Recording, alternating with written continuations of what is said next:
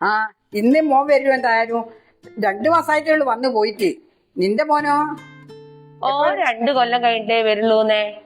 ഓന് ശമ്പളം കുറവാ. എങ്ങനെയൊക്കെയോ തട്ടിയും മുട്ടിയും പോകുന്നുണ്ട്. ഓനെന്തിനാ ഗൾഫിൽ പോയിട്ട് ഇങ്ങനെ കഷ്ടപ്പെടുന്നത്? ഓന് നാട്ടിൽ വന്നിട്ട് ആരെങ്കിലും മാന്യമായിട്ട് വെട്ടിക്കൊന്നിട്ട് ജയിലിൽ പോയി കിടന്ന് പണിയെടുത്തൂടി. അതല്ലേ ഇപ്പഴത്തെ അന്തസ്സ്. അമ്മേതാ ഏട്ടൻ വന്നേ.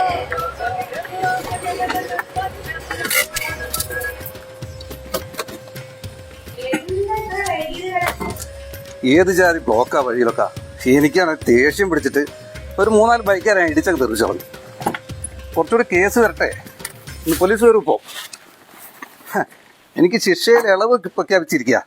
അങ്ങനെ ഇളവ് പ്രഖ്യാപിച്ച് നമുക്ക് ജീവിച്ചു പോകണ്ടേ? അവിടെ തന്നെ നിൽക്കണോ? അതിനൊന്നുകൂടി ഒരു ബലപ്പെടുത്തണം. അതിന് 1-2 കുത്ത് കേസും 1-2 ക്രിമിനൽ കേസും കൂടെ പൊപ്പിക്കണം. ഞാൻ കണ്ടുവച്ചിട്ടുണ്ട്. 2 അങ്ങ് ചാമ്പണം. അമ്മയ്ക്ക് 2 വള, എനക്കൊരു 5 പവൻ നെക്ലേസ്. എല്ലാരും വരുമ്പോ കൊണ്ടുവരണ്ടേ? കഴിഞ്ഞ പ്രാവശ്യം വരുമ്പോ കൊണ്ടുവന്നിക്കല്ലേ? അമ്മേ ഏട്ടനോട് നല്ലോണം മിനിങ്ങിണ്ടല്ലേ. എങ്ങനെയാ മിനിങ്ങാണ്ട് നിൽക്കുക? ചിക്കൻ, മട്ടൻ, മുട്ട, പാല് 4 കിലോ അപ്പം ഞാൻ കൂടിയത് 2 മാസം മുമ്പ്. അമ്മ ചിക്കൻ കറി ഒക്കെ ഉണ്ടാക്കി വെച്ചൊക്കെ നിങ്ങൾക്ക് നാടൻ ചിക്കൻ കറി.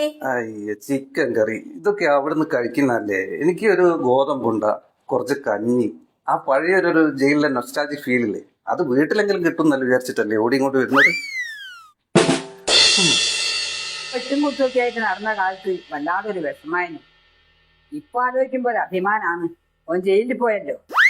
വീട്ടിൽ നിന്ന് ഒരാൾ ജയിലുണ്ട് എന്ന് പറഞ്ഞാൽ ഇപ്പൊ അതൊരു അന്തസ് തന്നെയാണ്. ഇപ്പൊ തൊഴിലുറപ്പിനൊന്നും പഴയ പോലെ പണിയില്ല, കൂലിയും കുറവാ. ഞങ്ങളും കൂടി അങ്ങോട്ട് പോന്നാലോ 2 ഇവളൊക്കെ ഒന്ന് ഞാനും അങ്ങ് വരും ജയിലിൽ. ആദ്യം ഞങ്ങളൊക്കെ ഒന്ന് ഞാനേക്കും പോവോ ജയിലിൽ. നിങ്ങളൊന്ന് നിർത്തുവോ? ഇതിലും സമാധാനം ജയിലിൽ തന്നെ. നിങ്ങളൊരു കാര്യം ചെയ്യും, നിങ്ങളല്ലേ പറമ്പിലെ കൃഷിയൊക്കെ മുള്ളം പന്നി തീർത്ത് തിന്ന് നശിപ്പിച്ചെന്ന് പറഞ്ഞ് അതിനെന്തെങ്കിലും ഒരു കെണി വെച്ച് പിടിച്ചോ. എന്നിട്ട് അതിനെ വേവിച്ച് കറി വെച്ചിട്ട് ഫോറസ്റ്റിലേക്ക് വിളിച്ചങ്ങ് പറഞ്ഞാൽ മതി. ഓര് വന്ന് അറസ്റ്റ് ചെയ്ത് ജയിലിലേക്ക് കൊണ്ടുപോകും. നമ്മളെല്ലാം കൂടി ഒന്നിച്ചൊരു 5 കൊല്ലാണെങ്കിൽ നിന്നാൽ അപ്പുറത്തെ പറമ്പൊക്കെ അല്ലേ, ആ വീടിനോട് ചേർന്ന പറമ്പൊക്കെ നമുക്ക് വാങ്ങാം. അങ്ങനെ ഐഡിയ. ജയില് സ്വർഗ്ഗാണമ്മേ, നാട്ടിലാ ജീവിക്കാൻ പാട്. എന്റെ കൂടെ അന്ന് കൊലക്കേസിൽ 1-ാം പ്രതിയായ സുനി ജയിലിൽ നിന്ന് ഇറങ്ങിയിരിക്കുവോ? ഓൻ പരോളിൽ ഇറങ്ങിയതിന് പിറ്റേന്ന് തന്നെ ഒരു കല്യാണവും കഴിഞ്ഞ് 101 പവനൊക്കെ കൊടുത്തിട്ട് സർക്കാർ ജോലിയിൽ ഏതോ കുട്ടീനൊക്കെ കല്യാണം കഴിച്ച് ഗംഭീര പരിപാടിയൊക്കെ അതിനത്.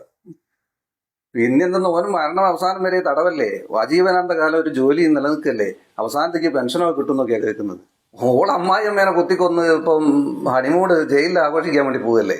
ശരിക്കും നാട്ടിലുള്ള യുവാക്കളെല്ലാം ജയിലിൽ പോകണം, എങ്കിലും ഈ നാട് നന്നാവും. ആ ഹലോ, ഞാനെത്തി. വൈകുന്നേരം ആണല്ലേ? സ്കോച്ചൊക്കെ ഉണ്ട്, ഗംഭീര പരിപാടി ഉണ്ടാക്കണം. വിസയോ? ഏതോ വിസ ഗൾഫിലേക്കല്ലേ, ജയിലിലേക്കൊക്കെ ആരും വിസ എടുക്കോ? നീ ക്രിമിനൽ ആക്ടിവിറ്റീസിൽ ഏർപ്പെട്. ആരെങ്കിലും കുത്ത് വെട്ട്, അല്ലെങ്കിൽ പിന്നെ സ്ത്രീപീഡനല്ലേ ഇപ്പോഴത്തെ ഒരു ട്രെൻഡ്. എല്ലാവരും വഴിക്ക് ഇങ്ങനെ പോയി കൊടുക്കല്ലേ. പിന്നെ അമ്പലക്കൊള്ള നടത്താം, വിഗ്രഹം മോഷ്ടിക്കാം, എന്തൊക്കെ സംഭവം നാട്ടിൽ നടക്കുന്നത്. എന്തെങ്കിലുമൊക്കെ ചെയ്തിട്ട് അങ്ങോട്ട് വാ.